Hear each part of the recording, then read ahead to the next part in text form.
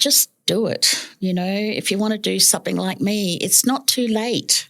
And if you don't think you can handle it yourself, go in with someone and do it as well. Come along with me. I'll share my journey with anybody who wishes to share it.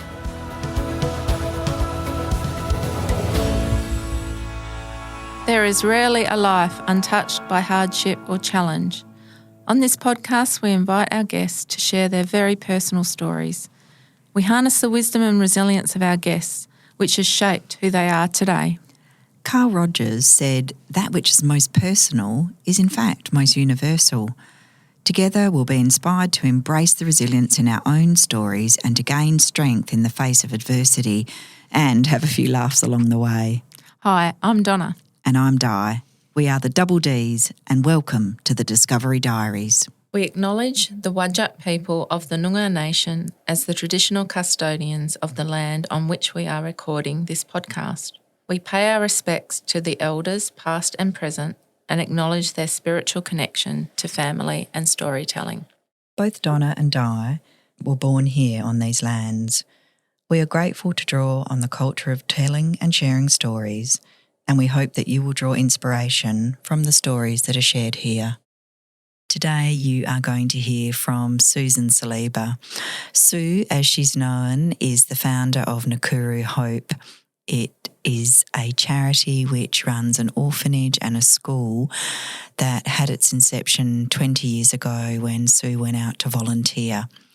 Sue was 50 when she started this volunteering journey, and she has never stopped since. Her passion, her heart, her desire is to fill these children and these families with hope where they had none. And my goodness, some of the stories that you're going to hear today are just about her absolute determination and just resilience and entrepreneurship to make things happen. Wait till you find out what she does in just the space of 2 weeks. And what we're also going to share with you is how you can get involved later on as a volunteer, contributing to the charity, or how you can even just drop some things off at the op shop that they now run here in Perth, Western Australia. So to all our listeners, this is one that you're going to love. Sue, welcome. It's so lovely to have you with us. Thank you for inviting me. Oh, you're very welcome. And you're a new friend to me. I think I can call you a friend already. Oh, definitely now. You're going to, if not later, you'll know my innermost secrets. Well, we are delighted, but we got introduced through someone who's helping on your board at the moment, Sue. And so I was so chuffed when she reached out to me and said, "I've got somebody for your podcast, I think she's going to be awesome." So I said, "Great, let's reach out." And we did that just recently. Yeah, it was lovely. So you're back in Perth at the moment. So where are you back from? Back from Nakuru, which is in the Great Rift Valley in Kenya. That's where I have my school and also to an orphanage over there. So I go over there 3 months of the year, every year. Yeah, so for those who don't know, that's in Kenya. And so we would love to hear more about the story of Nakuru Hope and how you got involved in that and how it came to be. But can I take you back, Sue? Are you a Perth girl? Broken Hill, New South Wales, but I don't tell many people that, so don't let it out. Oh, too late. Too late, she cried. Yes, Broken Hill, New South Wales, but I was only there for about two weeks, I think. My dad was in the railways, and so we used to follow the railway line around South Australia, and so mainly South Australia. And then when I got my wings, I left at 18, I think. And moved around our big country. Yeah, it's an amazing country. And what did you sort of do for work and things like that? What kind of places did your work take you? I've always been in marketing or advertising. Everything from booking certain, products and so forth for television. Also, too, I've done a little bit of modelling, may I say, in the old days, and also too a bit of television work, a bit of radio. You name it, I've dabbled in it, so to speak. So you'd be right at home here in a podcasting studio with a pair of headphones on. It was a while ago. Oh, you've got to tell us one modelling story, Sue. Oh, no, I remember this amazing lady. Her name was Marge McGann. Isn't it a great name? Marge McGann. Sadly, she's, deceased, but she was just the most amazing woman. And she used to have a beehive, or not even a beehive, but her hair was piled above her head and it was just purple and white.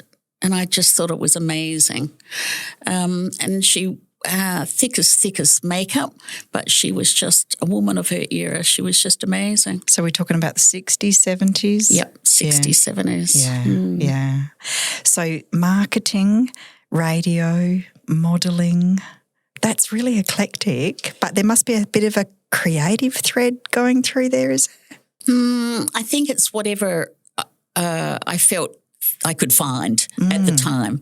I mean, those days, you're young, you're alive, vibrant. Somebody will say, you would be good at that. So I thought, oh, well, in that case, give it a go. And I would do it. Unfortunately, I didn't get the opportunity to have a university education. I didn't come from that background. My father thought at the time, 16, time to leave school. And so it was, out to work you go. What would have your peers been around you doing? Would they have been doing something similar, many leaving school at that time? Or it's funny, Di, I don't have any contacts with past. But in those days, 17, 18, you'd get married, you have kids. Yeah. Well, but a lot of them, went into the normal secretarial, works and things like that. We weren't exactly encouraged to be lawyers and doctors and so forth, so different, which I had known what I know now. Yeah. What would you say to your 18-year-old self now? Oh, just go for it. Just, don't be what people tell you you should be or want to be, but go out and do what you want to be. And if you don't think you can, how do you know if you don't try? Well, I think what you're doing currently, which is the school and the orphanage in Kenya, certainly doesn't fit with the mould of what people would think that you would be doing, that's for sure. They do get a bit surprised. So how did you, what's the story of how that all eventuated and how it all began? I always, I don't know what it is, but I always kind of knew that I wanted to be there for others. It's not necessarily, this is what I want to be or this is what I want to do. It was just, I suppose, really an intimate feeling that I had within myself. And the opportunity came that I thought that if I learned English as a second language, then I could travel and find schools or organisations or areas that I could go in, and kind of make a difference, I suppose. So I did learn English as a second language, and you didn't need it, but anyway, I learnt it. And as I was telling Di earlier, unfortunately, I couldn't pass the exam, so I paid someone to do it for me. I love that story. So where there's a will, there's always a way. Anyway, I have heard that the test to be an ESL teacher is extremely difficult. It is so difficult. And you need to know so much grammar that we would never know in a million years. I don't know what a preposition is still. I don't think you've needed to know, and here you are running schools and orphanages and all sorts of things. So you had this idea that in order to volunteer, you needed ESL, and that would kind of get you your ticket to the volunteering. Yeah, there was an organisation that offered you a placement wherever you wanted to go. I had really no idea where I really wanted to go, but I always thought Africa. I mean, Africa's a very imaginary, beautiful country, which it is. So I put my name down, for Africa, and they sent me on my first volunteering to Nakuru, which is in Kenya. I run about 60 kilometres away from Uganda in the Great Rift Valley. And it's just a magical, magical country. It's just beautiful. But when I went there for my first volunteering experience, and I actually did it for 3 months. It wasn't just 2 weeks for me or 10 days. If you're going to do something, you do it properly. And so 3 months I went away. I was married at the time. And whilst I was there, we were helping young kids that lived on rubbish dumps, and also for them to come to this particular school. But they were sitting on mud floors and there's this little worm, that they can enter the body and cause havoc to these poor little darlings. And so I wanted to put cement floors into this school, which I did because I had this wonderful little piece of plastic that you'd slot into a machine, and out came money, which was wonderful. It's wonderful to have a card that just gives money out. It doesn't work now, unfortunately. Not quite free money, but kind of. Yeah. So I put in a school floor and also 2 chairs and everything like that. And I just had this incredible fascination, or not even fascination, but realisation that people can make a difference. You can make a change just purely by putting in a cement floor or by giving a child a chair, cutting up like 39 cabbages with a knife that was blunt and getting blisters. I mean, all these things, I did in my first 3 months. And I remember my husband ringing me up and said, your time is nearly finished now and, you'll need to come home. And I thought, no, I don't want to come home. I really felt at home there. I really did. And so that was my first school that I worked at or volunteered at. And what year would that have been? 2007. Yeah. And what was that? Was it a little village or was it a town? Or no, Nakuru itself now it's a city. Okay. Then it was a town. There was no high-rise buildings, no supermarkets, escalators, English-speaking books, nothing like that. Yeah. Now it's cosmopolitan. It's very big. It's like any other great big town now in Africa.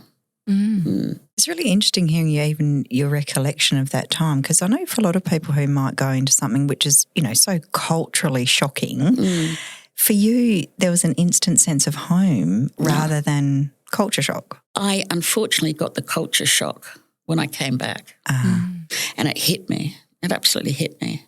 I couldn't honestly push my trolley down at Woolies or Coles and just put things in there, for about 7 months. I just couldn't do it. Or waste food. I just saw so many children living on the rubbish dumps and not eating. I just couldn't do it. It was a shock. I got cultural shock when I come back, to the extent that I went straight back to Kenya. Did you? 4 months after I arrived. Wow. Back in Perth, yeah. So what sort of age were you at this stage? Like what kind of stage of 50. your life? 50. Big 50. And it feels like now that I wish I'd started at 20. If only I'd started it earlier, the things that one could have achieved. So interesting though. What I love about that, Sue, is that like so many people think there's nothing still to explore at 50. Oh my God, no. I mean, I don't personally think that, being 53. Yeah. I'm like, my life's just all ahead of me. But for lots of people, they wouldn't dare start a volunteering journey then and go to Africa and then start cementing floors. I can honestly say with myself personally that I feel that my life began at 50. I had my children who are absolutely amazing, loved them terribly. But they had their lives of their own. They were travelling the world. They had their own lives, their own freedom. They didn't need me, anymore. The husband that I had then, he was career orientated. I had a job, of course, so I would go around the wall if I wasn't busy, but it just seemed no purpose. Did you feel? How did you feel before you went to do the volunteering? Like when you were actually at the airport and heading over to Africa, like what sort of sense can you remember how you felt before you actually arrived? Yeah, absolutely. I could not wait. Not wait. It was exciting, travelling all the way to this, unknown country that you hear about but you've never been. I was so disappointed when I got there that I wasn't in a hut. Oh. Where were you put? Oh, well, you arrived in this little van. It took quite a long time to get there. Anyway, you arrived and I was in somebody's apartment. It wasn't like our apartments, but it was like a flat, and they had a fridge and they had a television, and I was so disappointed. So right from the start, you loved the adventure. I and the just new loved culture it. Yeah, absolutely. Had you done a lot of travelling prior to that? Oh, I had done quite a lot. I had been quite a lot. I used to manage the Omni Theatre here in Perth, and so I had been to the States, Paris, Rome, New York. I'd been everywhere. But this is for me. Wasn't for work. This wasn't for anything. But it was for me. And so as soon as you arrived, you just felt like I can make a difference here, and fantastic. So you went pretty much straight back as soon as you could. What was that first next step that you took? Well, when I went back, luckily, I didn't need the international organisation anymore because I knew how to do it all. You get on a plane, you've made your contacts or friends while I was over there for 3 months. And so I met up with a young man. His name is Christopher Mokoka. He was 24, I think, at the time. And we just kind of clicked. He had a love for his people. He was a teacher, and so we would have and he was religious. I'm not religious, and we would have these in-depth discussions, about how can this happen, why does this happen, and so forth. And I don't know, we just really got to know each other, and we had the same love for the people. And so each time I would go back, he would say, right, Sue, I've got these women that are ostracised from the community because they have HIV. What can we do? And so I would go out and, meet with them and set up, like little shops and everything and see how I could help them. Then another time I went back, helped a little orphanage that wasn't being funded, and the children were being treated horridly. But each time I would go back, I found that whatever I had done, it hadn't contained itself. It hadn't gone on. You really had to be hands-on. And that was for about 2 years, on and off. This episode is brought to you by Impact Society. Impact Society is a company focused on helping everyday managers become world-changing leaders. They provide straightforward and stylish tools, training and content to elevate leadership skills and mindsets and help leaders thrive both at work and in life. I personally know the company founders, Sean and Joel, and they have set up Impact Society as they saw a gap in the market for leadership training for technically based staff that wasn't as expensive or as lengthy as an MBA or other leadership courses at university. So essentially they've scratched their own itch. They both come from technical backgrounds, and then Joel set up his own consultancy company, and Sean has been in diverse leadership roles in government and the private sector. We are especially excited about Impact Society bringing you this episode because they have a new product, a strategic planning toolkit, which is designed to help leaders put in place a straightforward strategic plan that any organisation or team can follow. As many of us know, strategic planning is not the easiest or the most straightforward thing to do. So this toolkit, I've had a good look at it myself. It's completely clear, easy to follow. There's checklists, there's emails, everything you could need to put in place a strategic plan. And for our listeners of the Double D's podcast, there's a 20% discount on this strategic planning toolkit. You just need to go to impactsociety.co, and in the discount code, when you purchase the strategic planning toolkit, you put in the discount code Double D's, so Double DS at the checkout, and then you'll get your 20% discount. So we would encourage anyone, especially people who are new into leadership roles, to check it out. So you'd feel like you would sort of maybe get talking to them, get to know what they needed, maybe put something in place, but it couldn't sustain itself. No, exactly once you'd right. gone. And also too, I mean, the people of Kenya, I can only talk about Kenya. There's so many places in our world, that are so bad. But also too is that it's a poor. When I was there, it's a poor country. The only people that aren't poor are the politicians. And sadly, it's a very poor country. And so for anything to continue, it needed money, or it needed persons of education, knowledge. A lot of these people had never had an education, an opportunity to have an education. And also, too, not only that, is that they just didn't have the money. I certainly didn't have a lot, but what I did have, was a lot more than they had. Mm. And I had a passion for everyone, not just for themselves, what they're looking after themselves, because that's all they can really do. Mm. They couldn't virtually look after their neighbour, so at least I could look after more. But after a while, it did get me down too, that everything I was doing and the time and the effort, what else could I do? And it was the most bizarre thing is that my children's grandfather, his name was Gabriel, and he's Greek. He was living here in Perth.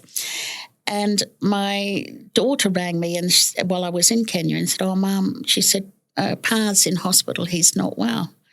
So I rang him when I was in Kenyatta Avenue. I remember the day, standing right there talking to him while he was in hospital. And he said, "Don't worry, Susie." He said, "I'll be out by the time you get back from Nakuru. I'll be home." Unfortunately, she rang and told me that he had passed away. Mm. And I was absolutely devastated. That was about 2:00 in the morning. Could not obviously go back to sleep. The next day, it's funny how when you look back, you can see them sitting there. I went to Christopher and another teacher and I said, "Okay, what we've got to do, I've got 2 weeks left in my visa. We're going to do our own project and I'm going to call it Gabriel's." Mm. Yeah. And named after him. So we've got 2 weeks, and this is what I want to do. So, real sense of the vision right there. Absolutely. In 2 weeks. 2 weeks. What can we achieve? This is what we're going to do, not what can we achieve. What are we going to do? So what was it? What did you decide? Well, I had seen working in the slums and so forth. I was there in 07, 08 as well during the political uprising, and it was just horrific. It was very, very bad. And there was a place called Checkpoint and Captembo in the slums where a lot of the menfolk were of a particular tribe that were virtually annihilated.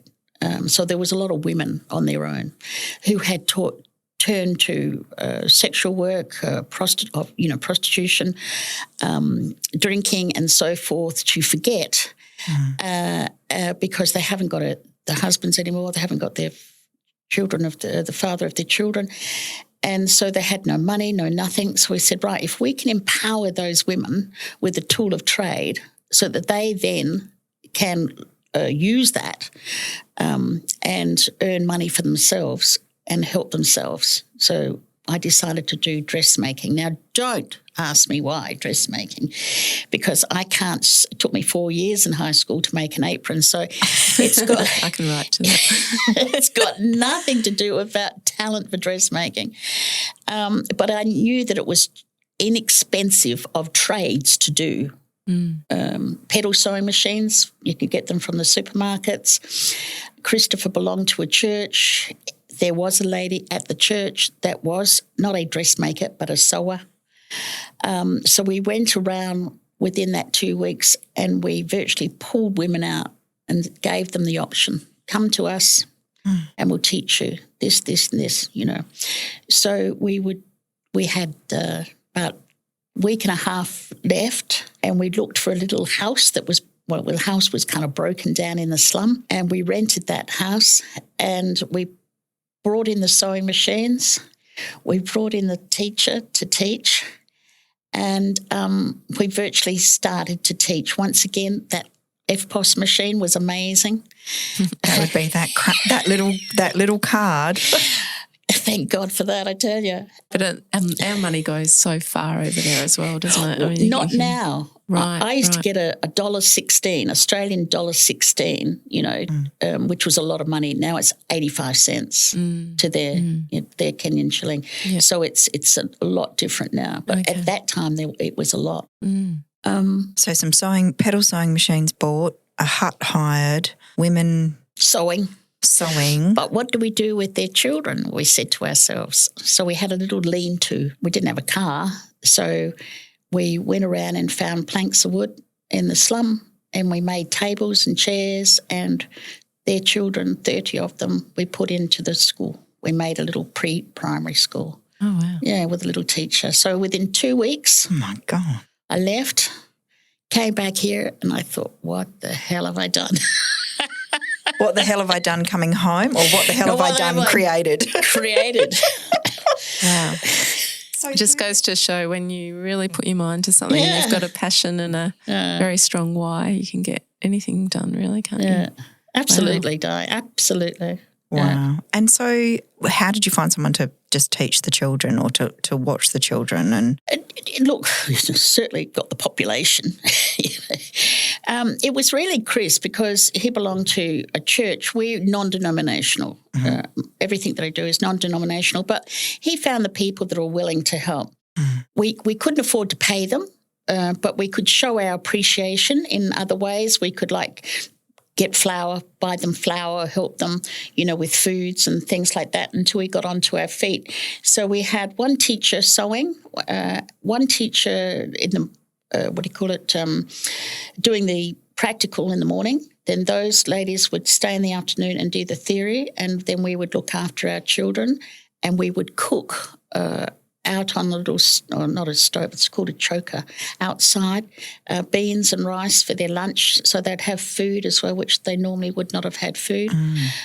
We had irons we put coal in the irons, to sew the fabrics and everything else like that. There's no power where we were. Yeah, we did it. Amazing. In 2 weeks. For 4 years we did that. Yeah. And so what happened with that particular project in terms of were they able to then sew for a project and make some money from that, or what did they learn and what happened? Yep. After that 4 years, we had over 300 women. We had an 85% success rate. Our women went to the Betty factory, factories, they make mattresses and things like that. A lot of them got jobs there. A lot of them got jobs in canvas places, sewing car upholstery and things like that. A lot.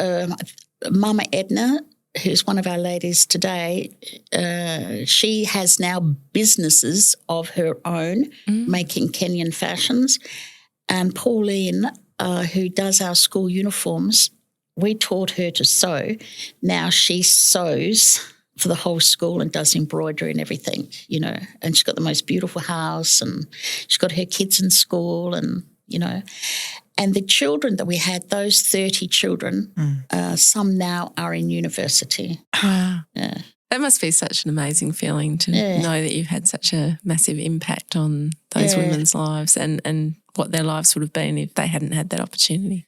Last time I was in Nakuru, I'm walking down the main street, Kenyatta Avenue, and they call me Mama Susan over there. And I can hear, Mama Susan, Mama Susan. I look around and there's this, woman beautifully dressed. There's me in my Black?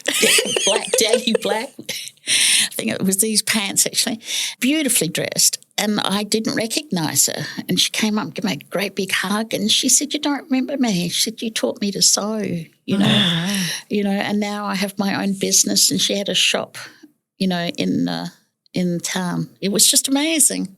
And it's then you feel, you just feel a warmth for them.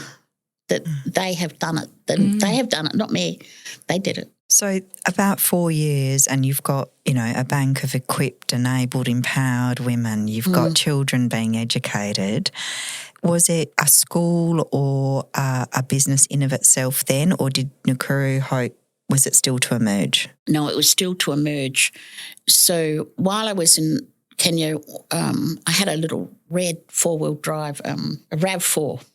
I think everybody had a RAV4.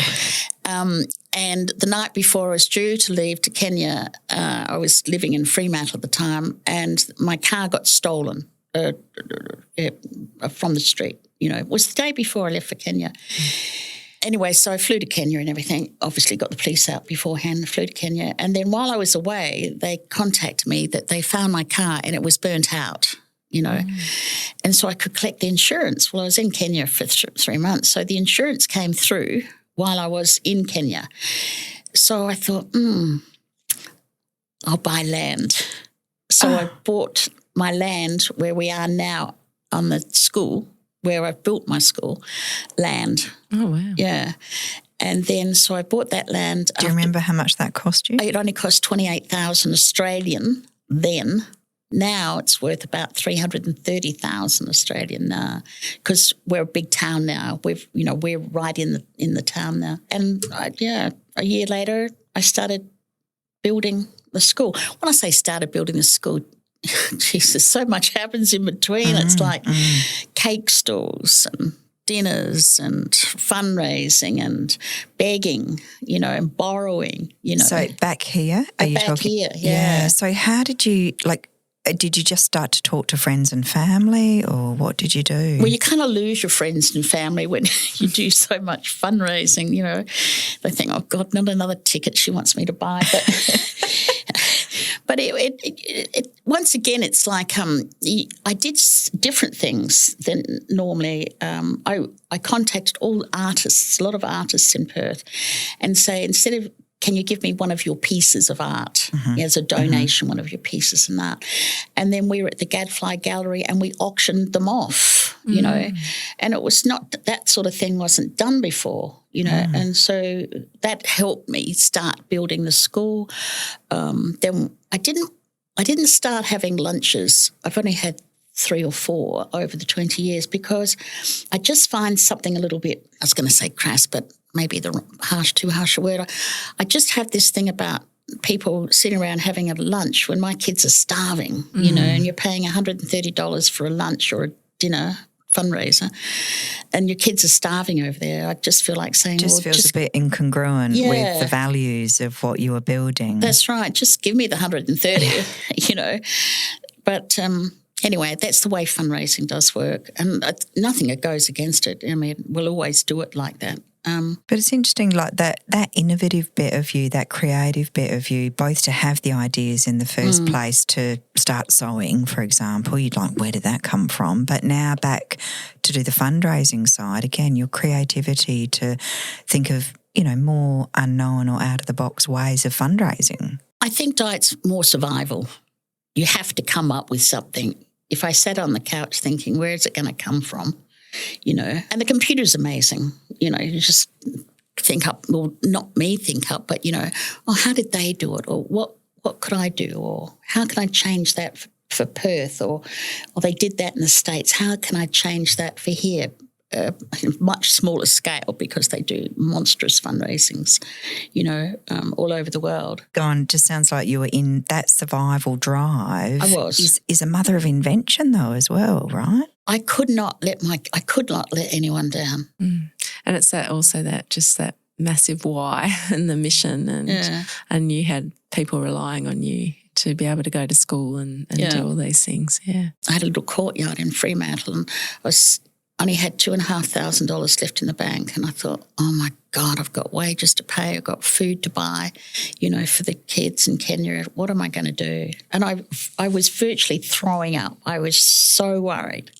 And you put it out there in the universe and it comes, and the next day I think I got about a $500 donation. To me at that time was amazing.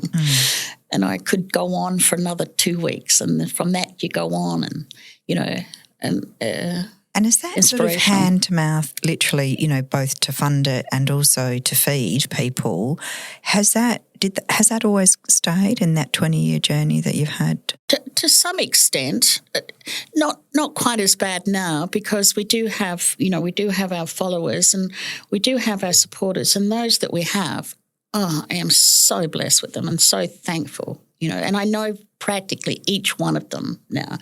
I like to continue that communication with each supporter, because they don't realise how they're changing someone else's life, by a few dollars or $100. It's irrelevant. They can change that life. So now it's more that the following that we have, they can see now. Before, no one can believe in you, when you just start. Oh, is it a fad? Or, is my money really going where you say it is? Is money really going to go there? And that's exactly one of the reasons as well that I started, because when I was doing my research, or not during this journey, I was doing research, and I see that your money does not go where it says it's going to go, and truly understand, because you do have administration costs and you do have this cost and you do have this cost. But to this day, I have not allowed that to happen. So I don't get paid. I have a board of directors that are voluntary. I've been volunteering for 20 years. There are costs that are like, we have the Hope Op shop in Vic Park and we have to pay the rent there, so that's a cost. But the income is coming from the things that we sell. It's not coming from people's money that they're donating. So I can honestly say that 100% of $5, if somebody gives, I know where that's going to go. And I'm proud of that. That's great. I have a close friend who spent 4 years in Mozambique, and she says the same thing. Once you've been there and you've lived there, so now she knows if people donate, she knows the people, and she can give that money to them and know that it will be spent where it's supposed to be spent. And I think important. That's what's happened with me. People know me. Yes, absolutely. I'm clear. I'm very, very transparent. There's nothing that you can't ask this. And if I can't explain my answer, not for their ease of conscience, but then they don't really understand it anyway. They they don't choose to understand it. But yeah. Have you taken any people from Australia over there, and how did that, if so, how did that go? Oh, it goes good and it goes bad. But we take volunteers with us every year without fail. And you don't have to go. You can go any time of the year. It just seems that when I put it out there that I'm going, then people want to come with me, which is fine, which is great. And they stay from anything from 2 weeks to 3 weeks, though some have stayed 6 weeks, some have stayed the 3 months. One gentleman was there in May. He's going back in September, next month. Yeah, next month. It works brilliantly if you are there for the right reasons. If you truly want to give of yourself from your heart and help others, and that is what it's about, then volunteering is a beautiful thing, But if you're going away to have a holiday, get away from the husband, get away from your children, you just had a divorce or whatever, no, don't. You've got to go over for the right reasons to give of yourself. Yeah. And be ready to actually give to others and Absolutely, not be needing looked after yourself, presumably. Yeah, and a lot of volunteers have a lot of expectations. There's no doubt about that. They come with good intentions, but when they get there, they realise it's not quite as, aren't I good, to do this. It's not about them. You have to leave your ego, at the airport and come as yourself. This episode is brought to you by my coaching program about navigating a life quake. If you've experienced a life quake, which is a traumatic life event that you are struggling to cope with, then this 9-week coaching program is for you. This is based on a very traumatic workplace-related incident that I had in November 2021, where I was absolutely struggling to cope. Over the months that followed, I documented everything I did to recover, and I've incorporated it into a framework, which is the Stronger Framework. So the program is Navigating a Life Quake, and it's amongst a supportive community, a transformational 9-week coaching program, which includes weekly virtual coaching sessions and lots of other materials. So if you're interested and you can relate to this, for listeners of the Double D's podcast, there's a 20% discount. Go to my personal website, www.donnasbalconyviews.com.au. You can find out more information about this transformational coaching program. And if you put in Double D, so double DS as one word, you can get a 20% discount on the 9-week coaching program. I think it's an amazing testament to you that you've managed to retain the real ethos and the essence of when you started. What has kind of really supported you to do that, like to stay really true and unwavering around that? Well, there's nobody in my life. I've got 2 dogs and they don't talk much. So there's no one in my life other than obviously, my children. Sarah's an artist. She lives in Sydney, and Adam is in Melbourne with his two beautiful children, lovely Georgia. But so there's no one that I've got around me, to give me that. But I think the children there, and the people there that I know inspire me. Mm-hmm. I have this. One of the volunteers put this little camera in our guardhouse so the guard can see.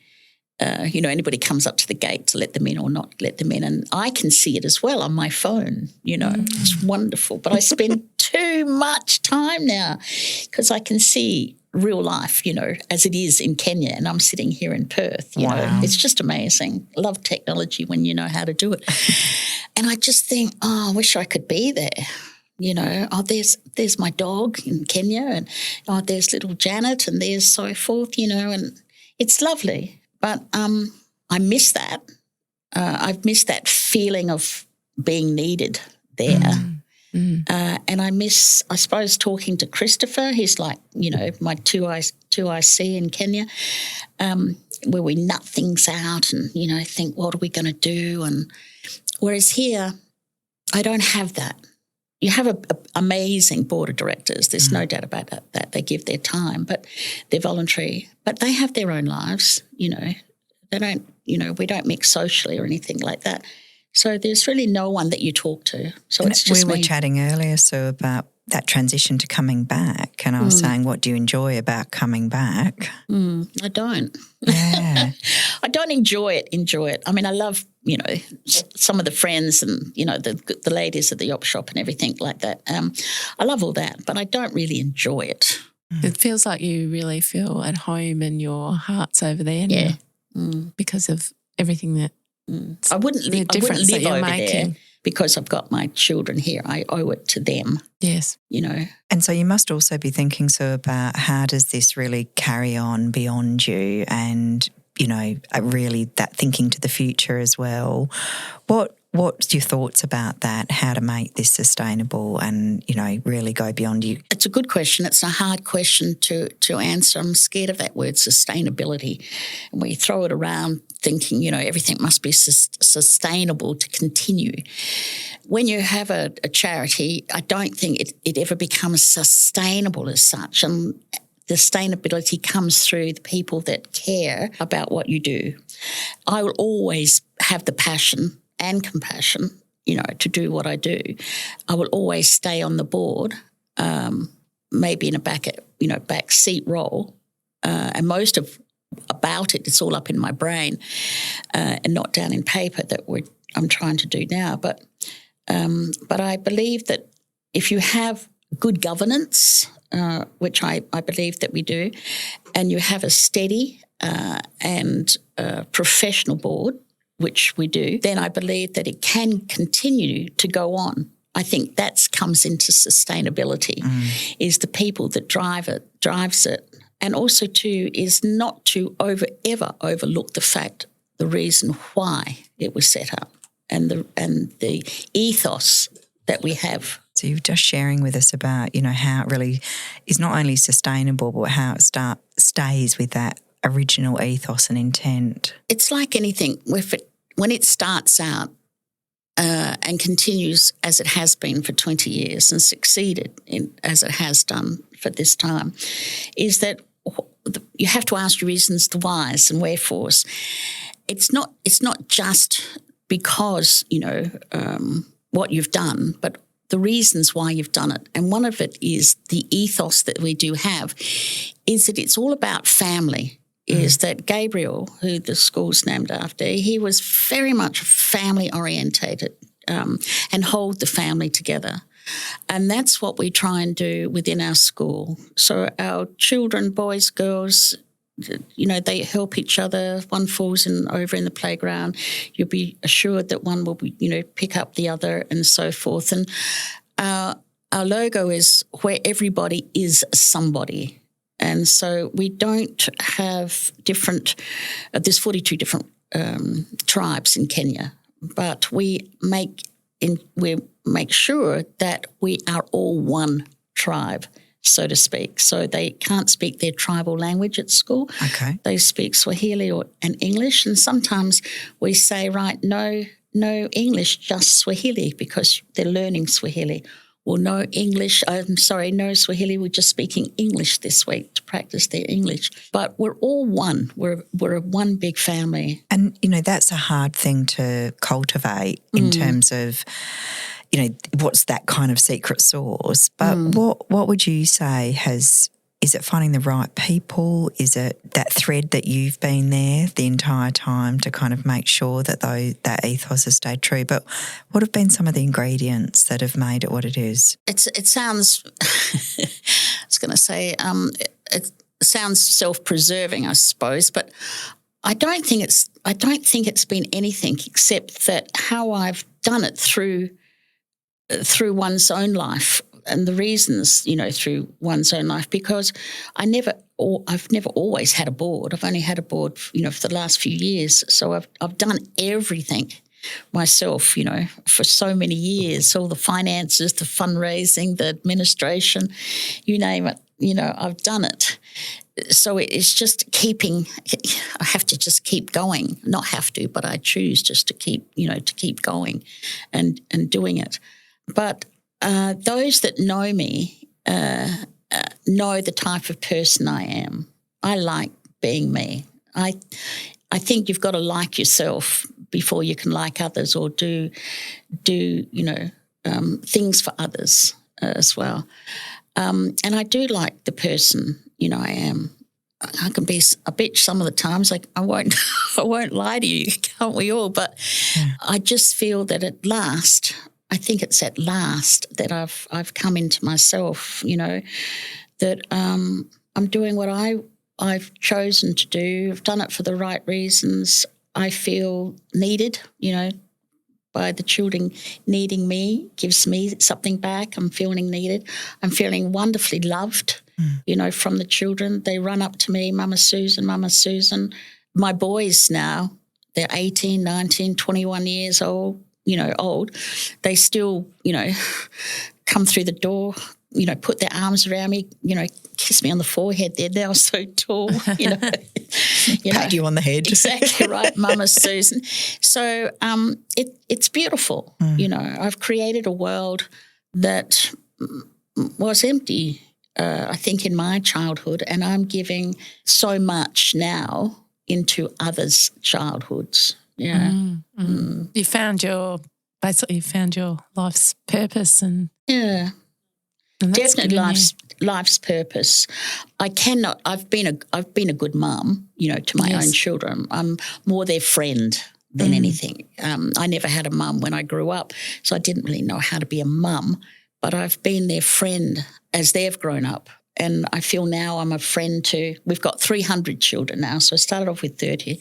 I've got over 300 children. Well, that was my next question. Is what would people who volunteer and come and visit, what would they find today on that land? Now they'd find a very big, strong, built, hefty foundation footings of a school.